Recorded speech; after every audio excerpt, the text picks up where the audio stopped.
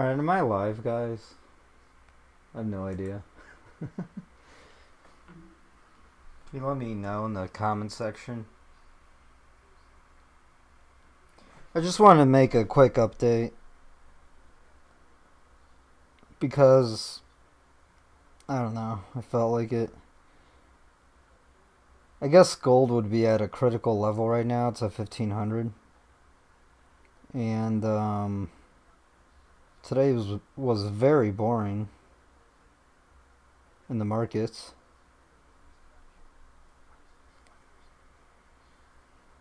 Alright, I'm live. Guess you guys could hear me. Alright, first of all, not financial advice. Consult your financial advisor. I am not your financial advisor. This is more about learning about trading, economic news, listening to me ramble, and consult your financial advisor before you do anything. And know the risks involved. Stocks, extremely volatile, extremely risky. If I look at Bitcoin, extremely volatile, extremely risky. So the S&P 500, it had a nice rally Friday. And today, Monday, I was hoping this would happen, actually. I was hoping this would sort of be a dead cat bounce. And then it would sell off. Right now, Trump's talking. He's making some sort of trade deal with Japan. And, if you're a libertarian, obviously you would think of it as, well, you don't need deals if there's a free trade and, it's free market. Of course, Trump's trying to bring back industry and trying to lower the trade deficit. Tomorrow, well, Wednesday, the Chinese markets open again for metals.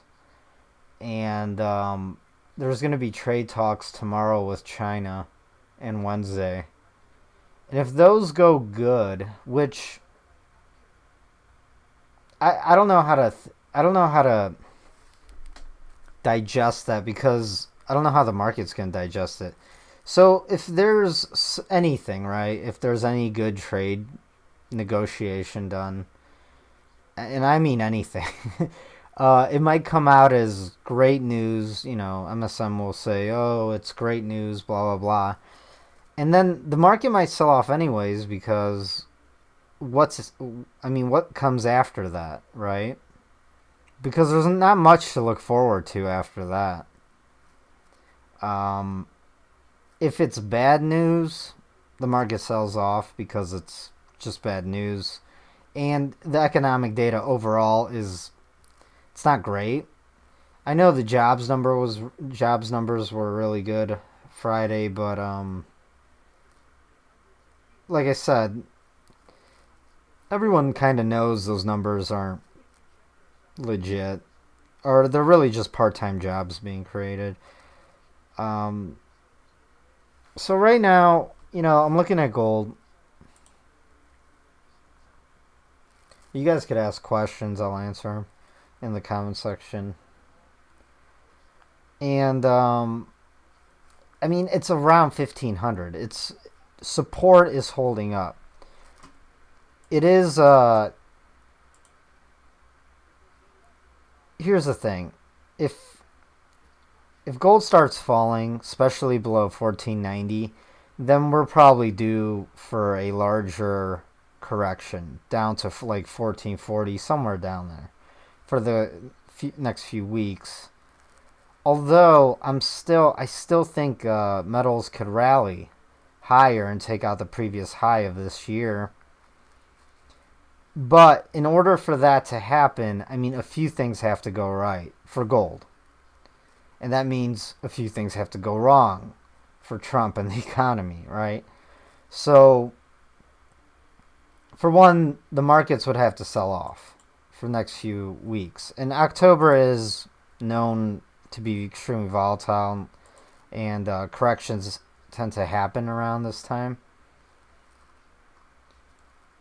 So, it's really up in the air right now what's going to happen with metals. This is a daily chart.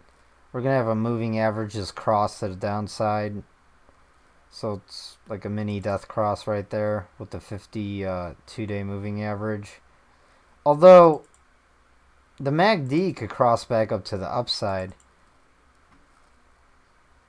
Like I said, it's just really tricky right now. So, when you don't know, you're supposed to go in the cash. When you're not, and you should always have a stop in place somewhere, right? Depends how you feel. That's how I trade. I don't stick to one certain rule because every trade is different. And every situation is different. I'm more concerned with letting my winners ride, and then I take you cut your losses short. That's my main strategy, and it's worked out pretty well for me. I mean, silver, it's also holding up around $17.46 right now, right around the 50% retrace. Let's look at the markets overall.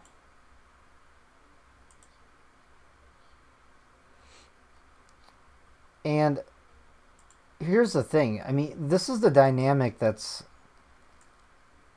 very it's hard to gauge, because if the blue line is interest rates on the 10-year, the orange is gold, right? Every time the 10-year drops, gold rallies. Every time the 10-year spikes, gold dumps. But whenever the 10-year interest rate spikes, the stock market dumps. And when the stock market dumps, gold also tends to rally. So I don't know how to... like I'm saying, it's very tricky right now. The Russell 2000 smaller to mid-cap companies in the U.S., domestic companies, not internationals like the S&P 500. Those companies are internationals. It had a nice little rally today, surprisingly. Although it's going to come up on resistance soon. And if it gets rejected at 1500 and falls back down, the Russell 2000, the same will happen, I think. This is, for me, whatchamacallit, I forgot the word right now. It's like a barometer for the rest of the markets, because the Nasdaq and the S&P are more for the FOMO buyers. And here's the S&P 500. This is a 4-hour chart. Today it sold off right before the close, so that is a sign of weakness, although it is a 4 count, and the 4 and the 5 count do tend to pull back. So I think the market's just waiting to see what happens with the trade deal for the next 2 days. And then when China... And then also I would watch Wednesday when the precious metals markets open for China. They might just buy the dip. But like I said, even if there's a good trade deal, it might be, buy the rumor, sell the fact. And, the more and more they talk about the trade, the less effect it really has on the markets. And the markets are just going to... Everyone's just going to turn to TA. If I just turn to TA, besides this channel that the S&P 500 is in, and this is a 4-hour chart, we do have sort of a head and shoulders. I mean, it's not really a head and shoulders because the neckline doesn't... it's not really there. You could barely see that, but you guys could see what I'm doing, right? This is sloppy. You guys can see that. So this is left shoulder. Here's where the neckline breaks, though. This would be the head. And then this would be the right shoulder. And then,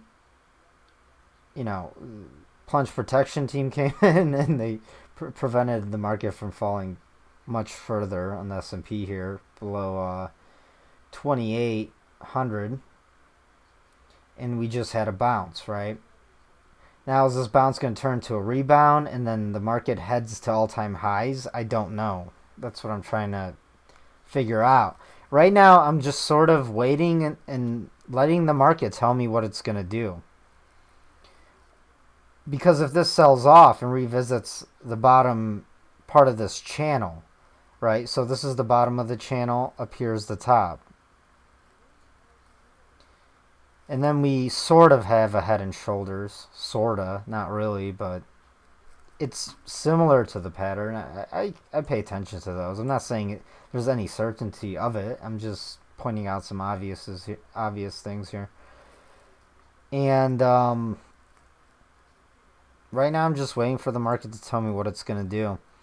And another reason why I'm making this video is to warn you guys, if 1500 area here breaks and then we go below 1490 on gold, I mean, expect a few more weeks of downside, a few more months for this holiday season. And then, don't worry, 2020 metals will be in a raging bull market. But for now, I'm just waiting. Now, of course, if the market falls for the next few days or this week, they're going to talk about more interest rate cuts, which will be positive for metals. So that's another reason why I'm still holding my long position right now. I moved my stop to give me more room. So I'm not locking in profits or anything. I'm just sort of waiting to see what happens. Now, I was looking at some news articles. It's a very boring day for the news as well. Besides Japanese trade deal, I don't think it's that big of a deal, but I mean, it helps the market a little bit. As long as the name of the game is Trump needs to fix the trade deficit for any hopes of the U.S. Being able to survive a very, very bad recession, because that's why he's doing the trade deals, because he has to fix that and the manufacturing base of the U.S. before we go into like the next great global depression. So this article,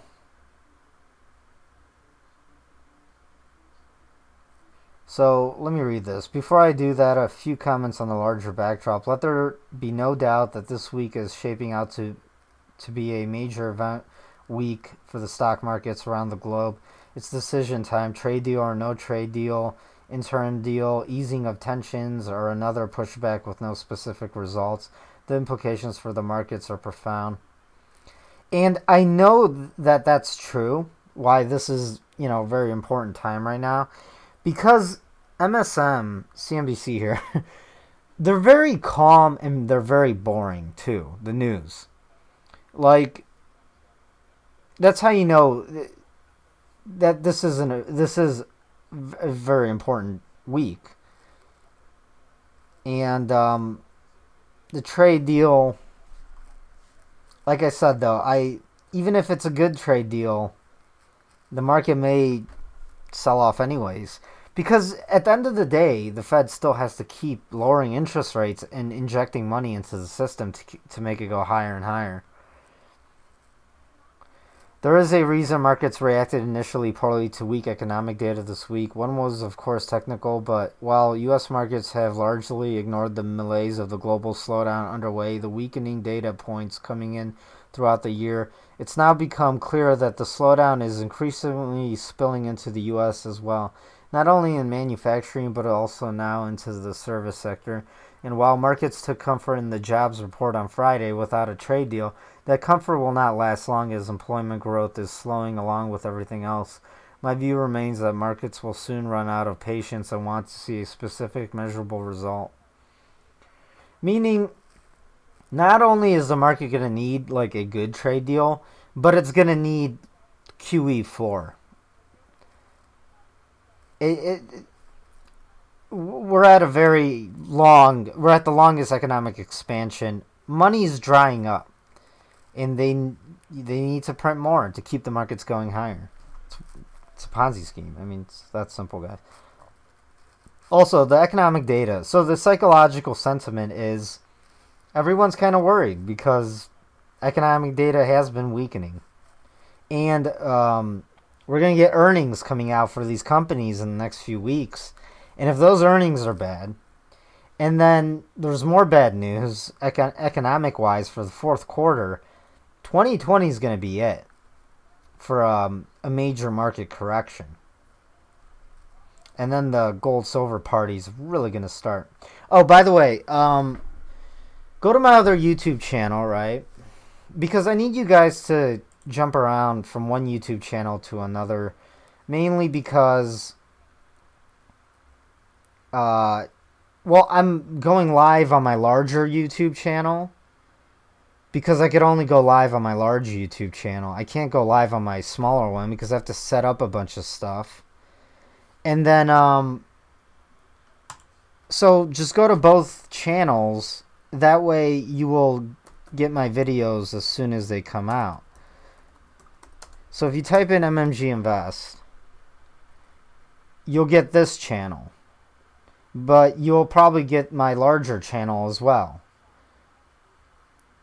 So this is my smaller channel, and then if you take the space away between MMG and Invest, you'll find my larger channel. And you need to subscribe to both, so because it takes hours to upload videos, and sometimes I only upload it to one channel, then I have to run and do something, and then when I find time, I'll upload it to the other channel. Just giving you guys a heads up. So subscribe to both channels. What else did I want to say? I think I still have the 10% off for my website. And, oh man, I just forgot. I had something important. I don't know. Oh yeah. Mike Maloney made a good video. It really made me bullish. I was really excited. It's this video right here. The big silver shock is $150, a no-brainer. This video, I agree with them. I think at least 150 on silver. But 300 is also very reasonable in my opinion in the coming years. I'm not going to say it's going to be there in a month or two. I'm just saying towards the end. If silver goes to $300 or even 150, the silver mining stocks are going to go up like over 1,000% in gains. Some could go up, who knows, 5, 10,000, like who knows. So, saying, there's more upside to silver than gold, obviously. It's also more risky. But, same with gold. I mean, 5,000 is very reasonable in my opinion. So these are the prices I am expecting in the long term, all right? So that's why I think accumulating now and not trading the stocks themselves, just holding long and trading the ETFs is the strategy that I'm doing personally, because I want to accumulate as many shares for the future. It's not the percentage gains I'm worried about right now. Even the losses. I don't care about the percentage gains and losses right now. I just want to accumulate as many shares as possible in these mining stocks, because later they're going to be worth so much more. If you understand the strategy there, right? It's all about accumulating shares. It's not your market share. It's not about the percentage gains right now. I don't care if it falls 50% for a stock. I'll just buy more because I'm accumulating for the longer term.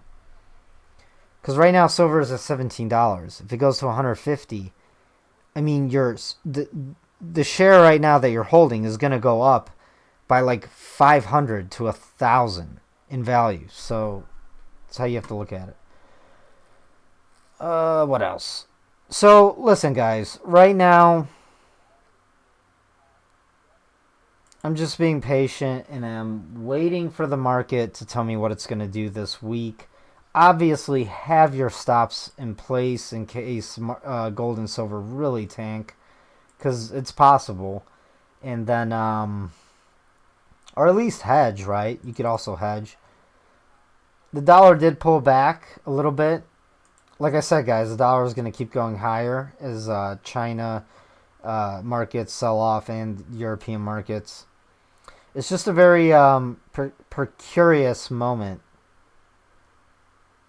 It's kind of like the calm before the storm, or the calm before a very big move in the markets, either to the downside or to the upside. For equities, for like the Dow Jones, S&P 500, and all that. And right now, I just don't know. We might get some sideways action until the next Fed meeting at the end of this month, 29th and 30th. If you look at the dollar for a second, let's take a look at the dollar. Oh, crap. I have a lot of people asking a lot of questions. So the cup and handle worked out. It was a little crooked. But the cup and handle worked out. This pattern's very bullish. Tends to work, you tend to get a nice rally after the handle part, right? And we did in the dollar, as expected. So, right now, the dollar may revisit the 52-day moving average here, around 98.5 handle. And then we'll see if it goes even higher.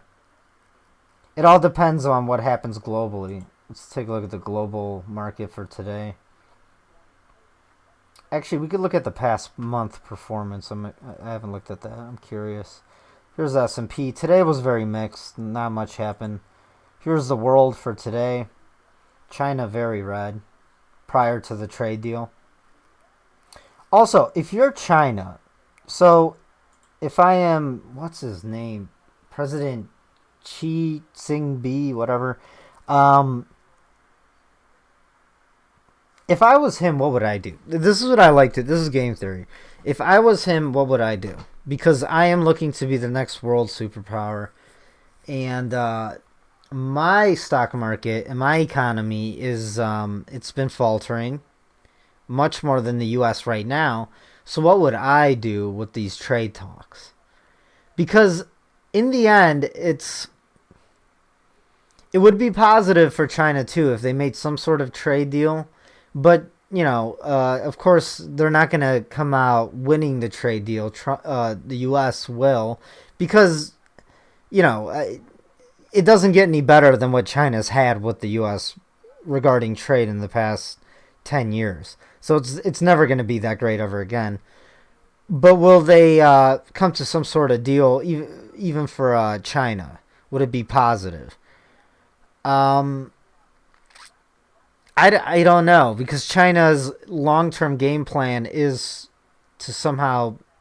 They've been buying gold, all right, guys? They want to be the next world reserve currency and the superpower. So if they don't make a deal with the U.S., he knows that Trump's likelihood of getting reelected falls dramatically, because more than likely the market's going to fall as well. So if China is really aggressive and they really want to take the throne for the largest economy in the world and, the most powerful in the next 5 to 10 years, they're going to make moves like that.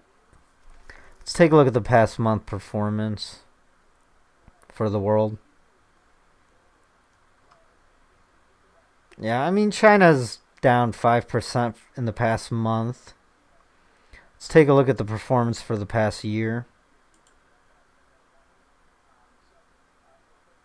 China's actually up. Well, that's Alibaba. I'll look more in depth about this later. I just kind of went live and then, freestyling this video. Let's see if you guys have any good questions.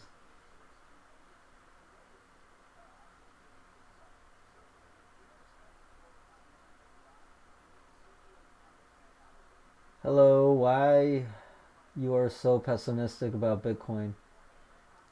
Because, the interest in it has fallen overall, and Tether. I think that this entire rise in the past 6 months was price manipulation.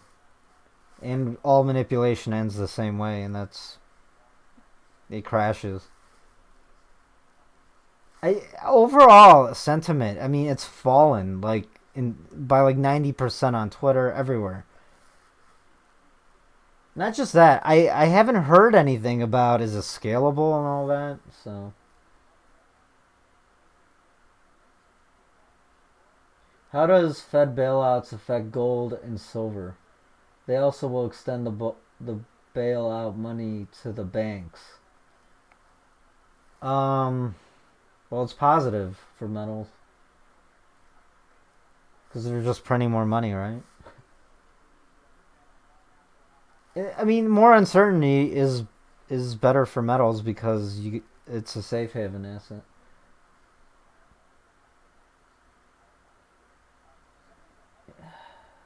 Politically unstable countries. I know there is a very bad speculation on Bitcoin, but there is speculation also in gold. Okay, I mean, there's speculation everywhere, but gold is being bought by every central bank in the world because they're going to go back to a hard money world. It's the only thing they can do after they've pretty much used up all of the purchasing power of the fiat system. The fiat system right now is they're extending it as far as they can to create more fake wealth, and it's kind of like you're using it to rob. Governments are as well, and so are banks and, corporations. Everyone's using fiat money right now to accumulate as much possible wealth for themselves, and then the world has to go back to a hard money.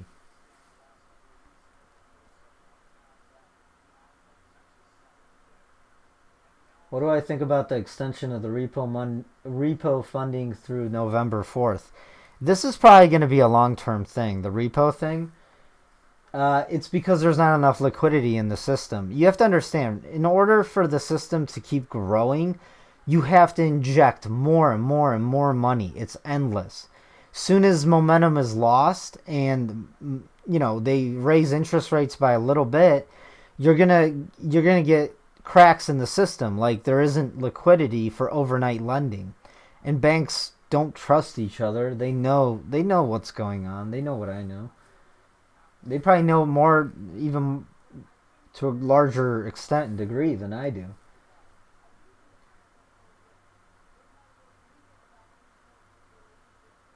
Who said give me chart and I tell you the news? What?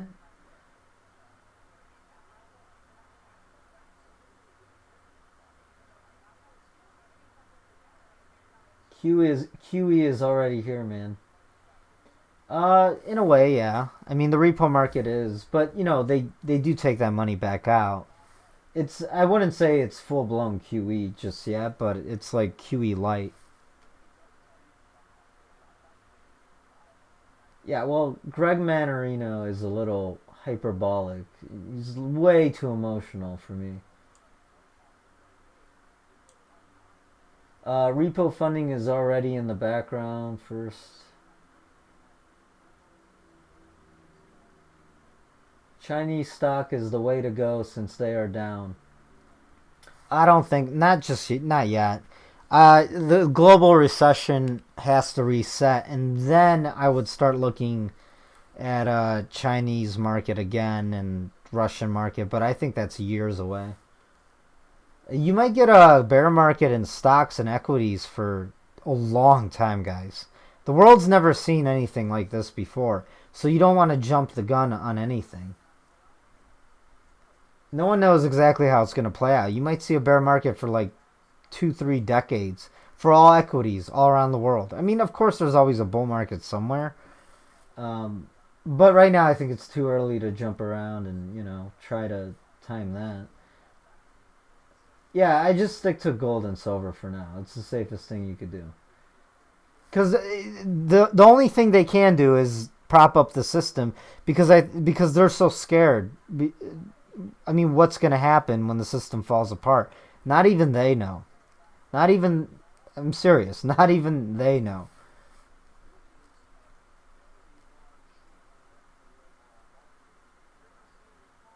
What's your views on the bank runs in Hong Kong? I mean, Hong Kong's being taken over, right? So Will it affect the market? Yeah, I mean Hong Kong's a decent size. Where's Hong Kong here? Let me show you guys. Singapore. Here's Hong Kong. It's down 13% for the year overall, and it's a decent size. And you're gonna see. So Hong Kong can be like the black swan, right? It can be. It was kind of like Malaysia back in the late 1990s that caused that huge firm to go under that Jim Rickards worked for. Um, what was it? Something Capital. I don't know why. I'm forgetting things right now, but it'll come to me as soon as I'm done live streaming. But yeah, I mean Hong Kong could be one domino that starts off more dominoes. But honestly, guys, I mean Europe, Brexit, the dominoes are falling on the peripheries, and then they're just falling inwards, and it's gonna come and end in the U.S. because the U.S. is the strongest as of right now, and that's how this is gonna play out. It's all about human psychology. As long as people think that that the economy is gonna be fine for another year or a few years or 4 years. Right now, MSM or CNBC, they're J.P. Morgan, Goldman, all these people who they interview keep saying, "Oh well, the economy is gonna be fine for some time." Everyone's nervous, but everyone's just saying things are gonna be okay for another year or two. So, but they say that they always say that.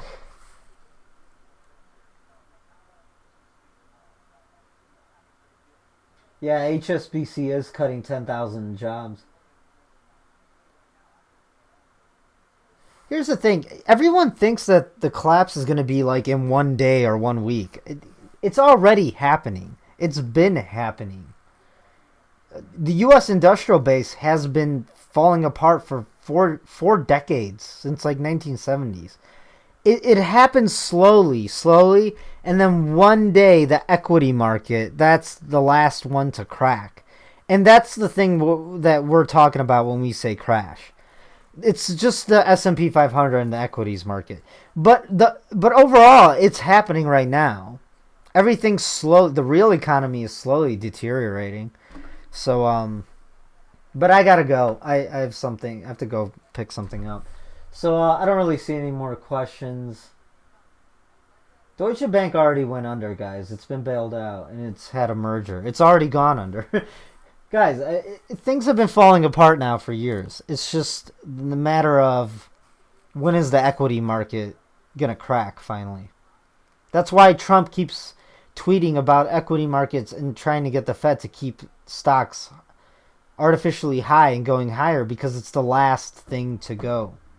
Because once people look at their retirement and it's falling in a big way, they cut spending, they stop spending. It's a consumption-based economy, and then everything accelerates to the downside.